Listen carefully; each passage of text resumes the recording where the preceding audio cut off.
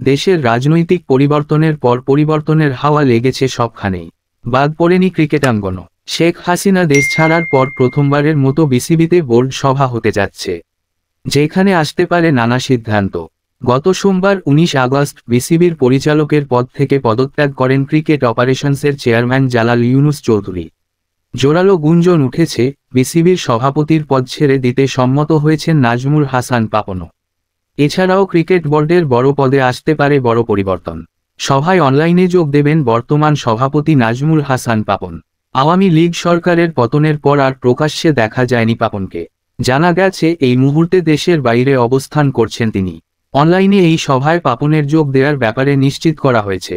পাপন যদি পদত্যাগ করেন তবে বিসিবিতে নতুন করে অন্তর্বর্তীকালীন কমিটি গঠন করা হবে। তবে নতুন করে কমিটি বানাতে সরকার বা তৃতীয় পক্ষের হস্তক্ষেপ এলে বাংলাদেশের ক্রিকেটের ওপর আসতে পারে নিষেধাজ্ঞা। তাই আইসিসির নীতিমালা মেনেই সবকিছু করার পরামর্শ ক্রীড়া উপদেষ্টার। বাংলাদেশ ক্রিকেট বোর্ডের এই বৈঠক ঘিরে যুব ও ক্রীড়া মন্ত্রণালয়ের কাছে বিশেষ নিরাপত্তাও চেয়েছে ক্রিকেট বোর্ড। এমনকি বৈঠকে ভিডিও ফুটেজ বা ছবি নেয়ার কোনো সুযোগ থাকছে না। গণমাধ্যমের জন্য পর্যাপ্ত ছবি এবং ফুটেজ বিসিবি পরবর্তীতে সরবরাহ করবে। এমনকি প্রতিবার বৈঠকের পর সংবাদ সম্মেলনের রীতি থাকলেও সেই পথে এবার হাঁটছে না বিসিবি। মিডিয়া রিলিজের মাধ্যমেই জানানো হবে বৈঠকের সিদ্ধান্ত।